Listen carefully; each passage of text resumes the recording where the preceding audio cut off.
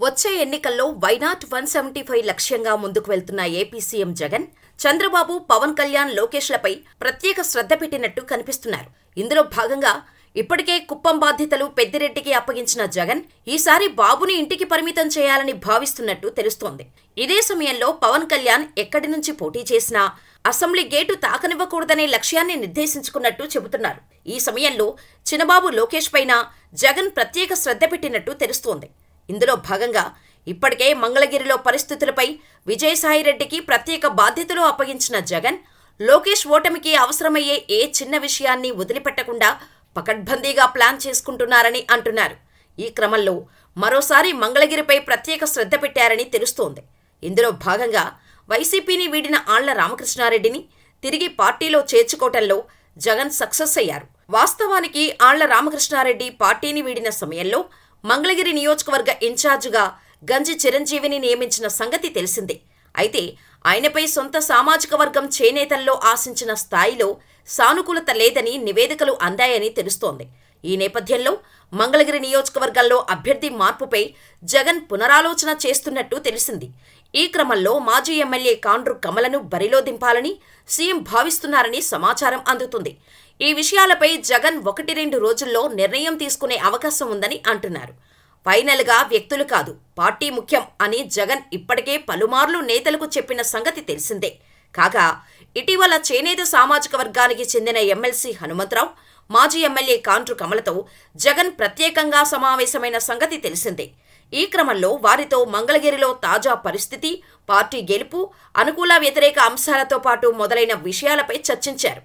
ఈ సమయంలో గంజి చిరంజీవి కంటే కాండ్రు కమల అభ్యర్థి అయితే గెలుపు మరింత సులువు అవుతుందనే క్లారిటీకి జగన్ వచ్చారని తెలుస్తోంది.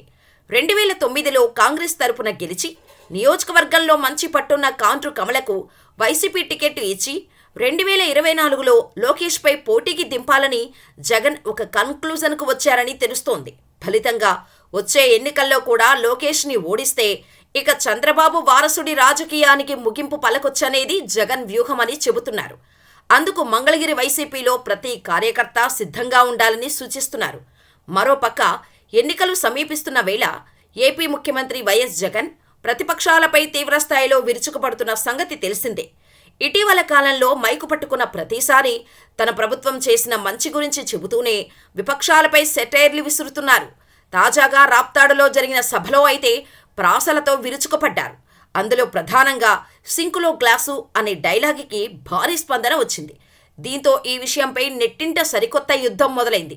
అవును, కనీవిని ఎరుగని రీతిలో అన్నట్టుగా జరిగిన రాప్తాడు సిద్ధం సభలో వైఎస్ జగన్ చెలరేగిపోయిన సంగతి తెలిసిందే. నేల ఈనిందా, ఆకాశానికి చిల్లు పడిందా అన్నట్టుగా తరలివచ్చిన భారీ జనసందోహాన్ని చూసిన ఉత్సాహంలోనో ఏమో కానీ యతి ప్రాసలతో ప్రతిపక్షాలపై పంచులు వేశారు జగన్. ఇందులో భాగంగా ఇంట్లో ఫ్యాన్, ఇంటి బయట సైకిల్, సింకులో గ్లాస్ అనే డైలాగ్ వైరల్ అవుతోంది. ఈ సమయంలో నాగబాబు స్పందించారు.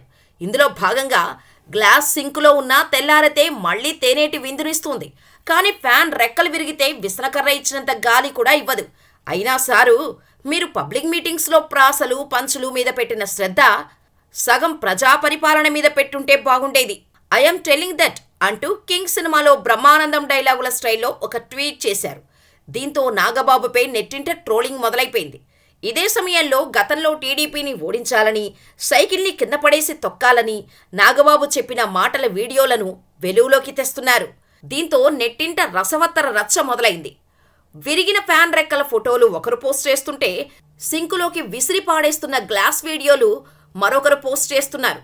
ఈ క్రమంలో ఆరోగ్యం బాగుండాలంటే సైకిల్ తొక్కండి, ఆంధ్రప్రదేశ్ బాగుండాలంటే సైకిల్నే కింద పడేసి తొక్కండి అంటూ చేసిన వీడియోను మళ్లీ తెరపైకి తెస్తున్నారు వైసీపీ నెటిజన్లు. ఇదే సమయంలో మహానటుడు అంటూ నాగబాబును వెటకారం చేస్తున్నారు. ఇదే క్రమంలో మీరు ప్యాకేజీ మీద పెట్టిన శ్రద్ధలో సగం జనసేన పార్టీపై పెట్టుంటే కనీసం పవన్ కళ్యాణ్ ఎమ్మెల్యే అయి ఉండేవారు అంటూ ఆటాడేసుకుంటున్నారు. ఇదే సమయంలో ఫ్యాన్ రెక్కలు విరిగితే రిపేర్ చేసుకోవచ్చు, గ్లాస్ పగిలితే మాత్రం దేనికి పనికిరాదు అంటూ నెటిజన్లు నాగబాబుకి కౌంటర్లిస్తున్నారు. ఇలా సాగుతున్న ఫైట్ ఇప్పుడు నెట్టింట వైరల్గా మారింది. మొత్తానికి ఫ్యాన్ హవా ఏపీలో బాగానే వీస్తోంది. చూడాలి మరి.